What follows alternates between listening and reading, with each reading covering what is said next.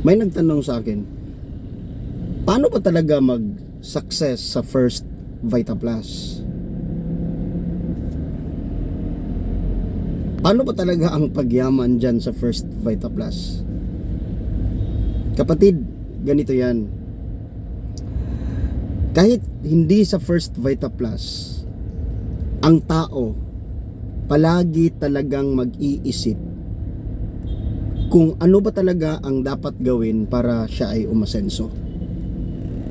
So, because of that, nakita niya na may mga taong umasenso sa First Vita Plus, kaya sinubukan niya. Take note, sinubukan niya. Pero, along the way, habang ginagawa niya, nalaman niya na hindi pala madali. Hindi pala madali ang pagyaman. Hindi pala madali ang pag-asenso dyan sa First Vita Plus. So anong ginawa niya? Hanap na naman ng ibang opportunity. Yung iba nga, kumikita na ng malaki. Pero time na nagkaroon ng problema, ng pagsubok, nag-iba na naman ng ginagawa. Ibang negosyo na naman or balik kaya sa trabaho. Yun ang kadalasang nangyayari. Kaya nawawala talaga. So ang question is this, paano ba talaga ang pagyaman dyan sa First Vita Plus? Kapatid, alam mo ba, pwede at pwede ka talagang yumaman sa First Vita Plus dahil 300,000 a month ang kita natin sa iisang pangalan pa lang. So wag mong kalimutan yan, na 300,000 a month ang iisang pangalan. So anong dapat gawin? Hawak-hawak mo na ang opportunity. Hawak-hawak mo na ang chance na pwede kang umasenso. Kapatid, sasabihin ko ito ng diretsahan sa iyo. Hindi madali hanapin ang opportunity or pagkakakitaan na pwede tayong umasenso at yumaman. Hindi po madali. Merong mga opportunity, merong mga pagkakakitaan, pero hanggang kita lang. Ibig sabihin, walang pagyaman. Kikita ka lang.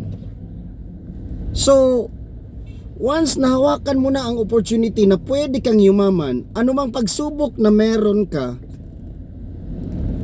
hayaan mo na. Magtuloy ka. Ang kailangan lang naman gawin is this. I-develop mo ang sarili mo. Kung may mga yumaman na dyan, kung may mga umasenso na sa ganyang klaseng ginagawa, lalo-lalo na sa First Vita Plus, ang dami ng umasenso at yumaman. So anong dapat gawin? I-develop mo ang sarili mo.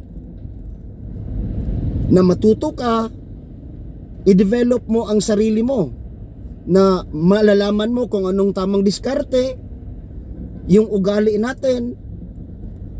Dahil kung hindi natin ma-develop ang sarili natin, wala tayong silbi or walang mangyayari. Kahit gaano pa kaganda ang opportunity. Kapatid, take note, hindi pwede ang opportunity ang mag-adjust para sa'yo. Dapat ikaw ang mag-adjust sa opportunity. Kaya sa lahat ng mga dealers ng First Vita Plus, ang kailangan lang naman training. Huwag kang magsawa sa kaka-attend ng mga trainings. Dahil dyan sa mga training, dyan tayo madidevelop, dyan tayo matuto, dyan tayo titibay. At yan ang rason para kaya nating magtuloy-tuloy sa negosyong First Vita Plus at ikaw na ang next na multi-millionaire and network builder awardee. God bless po sa ating lahat. Bye bye guys! Power!